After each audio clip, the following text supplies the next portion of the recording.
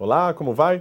Vamos falar um pouco mais sobre a presidência da República, hoje abordando o aspecto da responsabilidade do presidente da República e as suas imunidades, mais especificamente. O Poder Legislativo, todos sabem, possui algumas imunidades parlamentares. Essas imunidades do Poder Legislativo existem com a especial missão de possibilitar a esses parlamentares desempenhar bem o seu mistério. E qual a função, qual o mistério desses parlamentares? É exatamente nos representar através de palavras, opiniões e votos. Nesse sentido, parlamentares têm que ser protegidos quanto a isso, ter a imunidade material para poderem não ser criminalizados, por exemplo, ou sofrerem ações indenizatórias a respeito daquilo que eles, por fiscalização ou defesa de um projeto de lei, acabaram manifestando e gerando algum tipo de irritação ou constrangimento a alguém. O presidente da República, entretanto, ele pertence ao poder executivo e aquelas imunidades dos parlamentares não se aplicam a ele. Na verdade, o presidente da República, ele possui também imunidades para o bom desempenho do seu mandato, só que são imunidades diferentes relacionadas à sua atuação executiva. Por isso, ao contrário do que pensam alguns presidentes da República, um presidente deve fazer mais do que falar. E fazendo mais do que falar, nessa sua atuação é que ele vai precisar de algumas proteções, algum conjunto de proteções. Vamos a elas, então. A primeira delas é a irresponsabilidade penal relativa. O presidente da República não será responsabilizado na vigência dos seus atos, do seu mandato, por atos estranhos a esse mandato, à sua função de presidente da República. Então, aqueles atos que não dizem respeito especificamente à função de presidente da República não podem ser objeto de processos que tramitam normalmente perante o judiciário ou outros órgãos. Na realidade, o presidente da República ele possui uma irresponsabilidade penal relativa, porque existem alguns atos do exercício da sua função de presidente que serão avaliados pelo judiciário. Mas nesse conjunto de atos em que ele, atuando como pessoa do dia a dia, como cidadão comum e etc., não se ligam ao exercício da presidência da República, neste caso ele não responde agora, mas responderá no futuro sem o perigo da prescrição. Então observe, o presidente da República que é pego, sei lá, no seu gabinete cheirando cocaína. Cheirando cocaína no gabinete da presidência da República. Isso está relacionado ao exercício da presidência?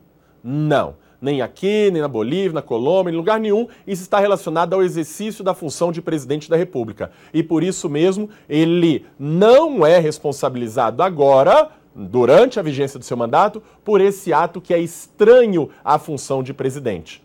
Mas, se um presidente da República, usando da sua função de presidente, pega o avião da presidência, o Aerolula, e transporta cocaína para outros países, fazendo a comercialização e etc., isso daí sim pode gerar a responsabilidade, porque ele age como presidente, usa da função da presidência para poder extrair algum benefício ilícito. Bom, quanto à prisão, o presidente da República, enquanto não sobrevier uma sentença condenatória transitada em julgado, ele não pode ser preso. E por que eu digo assim? A Constituição traz que não haverá prisão enquanto não vier uma sentença condenatória, sem colocar lá transitada em julgado. A sentença que condena esse presidente é uma sentença penal, claro. E sendo uma sentença penal condenatória, veja que ainda há a possibilidade de recurso. Alguém duvida que mesmo que o foro do presidente sendo o Supremo Tribunal Federal, existem recursos dentro do próprio Supremo Tribunal Federal? Claro que não. Claro que não. Existem embargos infringentes, assim vai. Durante muito tempo esse recurso ainda pode perdurar. O presidente da República é uma pessoa teoricamente idônea, é uma pessoa que tem moradia fixa, que tem residência, que todo mundo sabe onde pode ser localizado e por isso mesmo não haveria necessidade, a princípio, de que uma prisão decretada por uma sentença provisória ainda já seja suficiente para enxadrezar um presidente da República. Então, o comando constitucional aqui, do parágrafo 3º do artigo 86 é: enquanto não sobrevier sentença condenatória, claro que a sentença penal condenatória, nas infrações comuns, o presidente da República não estará sujeito à prisão. Enquanto não sobrevier Ele não se sujeita à prisão. Um ponto importante aqui, nas infrações comuns, porque existem outras infrações que são de responsabilidade que não levam à prisão. Assim como, é importante destacar, assim como não existe prisão civil para presidente da República. Por quê? Porque a prisão civil, devedor de pensão alimentícia, por exemplo, a prisão civil ela não advém da sentença condenatória. Ela vem de um ato interlocutório do juiz que vai ordenar essa prisão administrativa até que se efetive o pagamento daquela prisão ou no prazo ou se extrapole o prazo máximo previsto na legislação. Bom, no processo existe ainda mais uma imunidade do presidente da República, que é a que diz respeito ao juízo de admissibilidade. O juízo de admissibilidade, o que significa? Que para se iniciar um processo contra o presidente da República, mesmo existindo a denúncia, uma queixa, uma representação e etc. contra o presidente, isso será encaminhado à Câmara dos Deputados, que por 2/3 dos seus membros deverá autorizar o início do processo. Se a Câmara não autoriza o início do processo, ele nem segue adiante, ele é natimorto, ele vai ficar por ali mesmo. Por quê? Porque no passado já ocorreram processos contra presidentes brasileiros que eram verdadeiros escândalos, mas que na realidade eram perseguições políticas. Então, juízo de admissibilidade é o nome que a gente dá para essa manifestação da Câmara no sentido de, por 2/3 dos membros totais, autorizar o início de um processo contra o presidente da República. Autorizar, tá? O início do processo contra o presidente da República. Ainda dentro do processo, se um presidente for ser processado, nós temos um foro diferenciado para ele. Temos um foro por prerrogativa de função. E esse foro por prerrogativa de função ainda varia também dependendo da natureza do crime que foi cometido.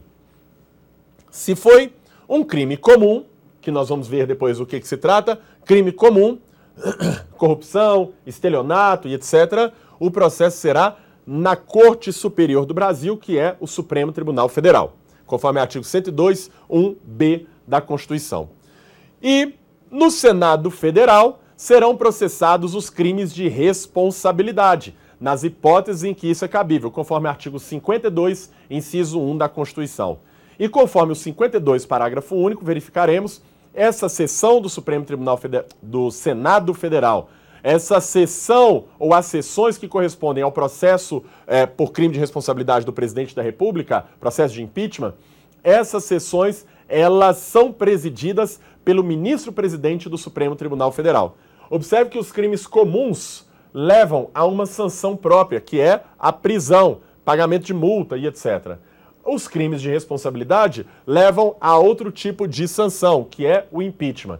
Não tem prisão nos crimes de responsabilidade e não se chama impeachment a aplicação de sanções nos processos comuns do presidente da República. Como é que funciona então essa imunidade? Olha lá, um cidadão denuncia, e esse cidadão pode ser um membro do Ministério Público ou um cidadão mesmo, né? Denuncia, isso vai passar por um juízo de admissibilidade da Câmara dos Deputados.